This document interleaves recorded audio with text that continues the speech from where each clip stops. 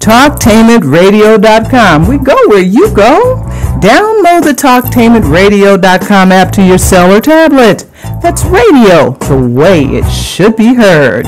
Now, this is Libby, and you're listening to This Is Libby. And our conversation is, where were you at 2:18? And what if? Now, call me at 1-877-932-9766 and talk to you some Libby about what if. See, what if just won't be about that phone call that you got. This Halloween is coming up. Well, this is October, and we've got the fall. Everything, leaves are falling on the ground. They're gorgeous in color all over the place. However, it's harvest time, so you're seeing the pumpkins and the squashes and the harvest for the vegetables. Brilliant green bell pepper and bright, shiny, glossy apples. And, just thinking about the smell of cinnamon and nutmeg and pumpkin pie and soups. Yeah, it's starting to get a little cool here soon, because here in the Midwest, we're getting some rain. Well, right after that, usually the cool air sets in for a while. What I want to ask you is, what if? You see, October is known for the fall season. The children are going to be looking forward to their Halloween costumes and getting out and trick-or-treating and that sort of thing. And so I just have a few pieces of information that might help. This is that what if thing, okay? Got to make sure we take care of the what if. Several months ago, I introduced you to Just In Case. Did you meet my friend Just In Case? Just In Case? Very helpful somebody. Got me through a lot of the questions that I had about what if, and Just In Case was there. With this particular conversation, what if has to do with preventative things. I want to make sure that if the children are going to go out trick-or-treating, or if they're going to be out for any reason during this time of the year, I want you to be in a preventative mode for chaos and calamity. It's real simple, but if you're diligent, you can have quite a nice October. There's a lot of activity that goes on in October. We're talking about parties. I know that other cultural practices and rituals are being done. So let's just look at this and say, let's have some fun with this. One of the things I want to know though is where did Halloween come from? And that caught my eye. So I did a little reading, and it just says that Halloween can be traced back to Celtic culture. That in Ireland, and according to their Druid religion, November 1st was the new year of their calendar. So see, October 31st is the leaving of an old year, and by the 24 hours later, we're entering a new year with this culture on their calendar.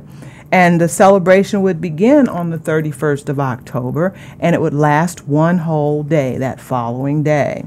Now, the reason for this celebration is during that time, the spirits who died in the prior year would raise up and roam the earth through the night. That way they could walk amongst the living. And now, according to this article, this is an evil night. And the spirits that roam would go through the streets and the villages, but it was an evil night. And so now I stop for a second and say, well, then why are we practicing that? However, Lord Samhain, Samhain, he was the Lord of Darkness, and the Lord of Darkness would arrive and search of the spirits to take them to the underworld. I kind of left that alone. I'm going to have to get somebody in here who knows more about this than me. However, reading is pretty good stuff. So this is a pagan ritual, Halloween, And people would leave treats and food and candy for the dead in hopes that the evil spirits would leave them alone. Now, we've adopted this practice of Halloween, and it doesn't look anything like, well, my experience, it doesn't look anything like evil spirits. The children's costumes now have to do with television characters and superheroes and princesses, and very pleasant.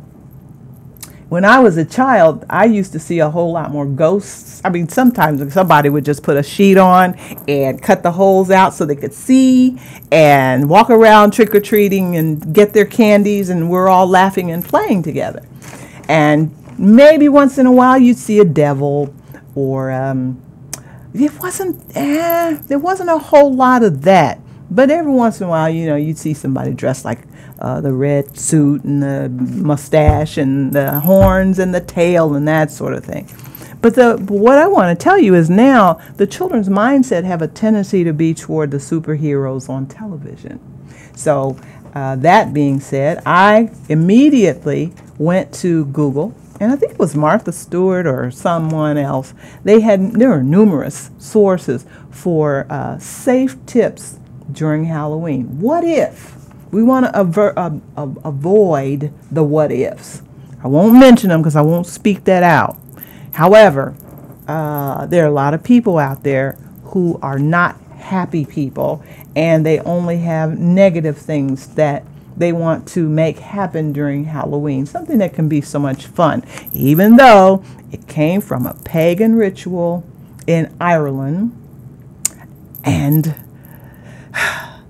the Lord of Darkness came to get the spirits and take them to the underworld. I'm going to have to get somebody in here to talk to me about that. However, I want to share those points with you to make that Halloween experience really nice for your children and yourselves. The first thing that came to mind was children under 12 should be accompanied by an adult. No negotiations. If you're going to let them babies get out there in the dark, on the streets, going to people's homes to get treats, you got to be there. And it's a no-brainer. You have to be there. We used to go trick-or-treating by ourselves. I lived in a small town, and the neighborhood, people in the neighborhood would literally bake treats for us, cupcakes and cake, and they'd make caramel apples. They made them in their kitchens, and we pretty much knew the neighborhood. And then even when we went out and about, like what we call downtown, the stores would participate and give treats. And we didn't have that worry about treats being tainted. We only had to worry about being able to get the treats home because we used to have grocery bags to carry our treats. Now you have to be ever so much more careful. I don't understand it or understand it as to why somebody would want to harm children by tainting the food that they collect so delicate. They work so hard carrying those little bags all over the neighborhood. We even used to get money. There were twice in a year where just thinking about him, the mortician, the community knew the mortician, and he would give away silver dollars. He'd give them away at Christmas time, and then I think it was Halloween time, he'd give away silver dollars. Mr. Ross, all of you who remember my hometown, Mr. Ross. So, yeah, that brings back a wonderful memory. He had a beautiful smile. He didn't look like a mortician. He didn't look grim. He had a beautiful smile. Yeah, so I thank you for giving me an opportunity to think about an ancestor, a spirit. However, this is a good thing. Now, they want you to wear reflective flame retardant costumes. You remember I just said that there were some of us who would just put a sheet on and cut a hole in it so you could see out, and you decorated it so that the ghost would smile a bit. Our costumes were, a lot of them were homemade, And we would do that ourselves. Part of the creativity and the fun of Halloween was being able to create the character that you wanted to be. So if you were a maid, then you had an apron and you had the lace stockings or what. But now the costumes are prepared, and some of them are brilliant. I mean, just brilliant. But you want to make sure that those are flame resistant, because even now, some people still carry candles in their pumpkin, the little pumpkin things they have. Well, we have battery operated candles. However, even when we were children, some people carry candles around. You have to be very careful with that to avoid a problem. So you want to make sure that your capes and your long flowing dresses and robes you won't trip over those as well. When you're running to the next house, you're so excited. The children are so excited. Go in groups, okay? Go in groups. You never go by yourself. And this is a component that I had not even considered. Carry a cell phone. Somebody in your group should have a cell phone, because if something goes wrong, maybe a child falls down and hurts themselves, and there should be a way to contact an adult person at home. Or this is on the article, but it makes sense to me in these times that someone has a cell phone. Now, I want you to watch for oncoming traffic, okay? Because and I'm talking about the adults as well as the children, because what happens is they get so excited when they start to accumulate candy and fruits and treats. They take off running. And we used to do this. You run across the street to Mr. So-and-so's house, and then you run back across the street and you go to somebody else's house. You crisscross the street. It was just what children did. Now you have to be a whole lot more aware. And then for all the motorists at this time, slow down. From 6 o'clock or 7 o'clock, when they say it's okay to go out, that the children are going to be out there. They have their masks. They have their little things that they wear and all their accessories. And, they are part of the Wakanda, hey, they want to carry everything, the lasers and lightsabers from Star Wars, and they want to carry all that stuff. So you be careful to go slower when you're driving through the neighborhood, because the teeny tiniest child could just get away from somebody's hand and take off running. That's just good common sense and courtesy. Now, when it comes to the mask, remember I mentioned before the little ghosts and so forth with the sheets? Well, the suggestion now is to use face paint to create your character so that their mouths, the children's mouths, are not covered and they don't have difficulty breathing. I remember those plastic masks. It was hot. But you didn't want to take that thing off, because tonight is Halloween night. And so if you have face paint, the non-toxic washable face paint instead of mask would be really great. Flashlights instead of candles. And, they've got candle fake ones that look so real anymore that if you needed a candle, you could do this.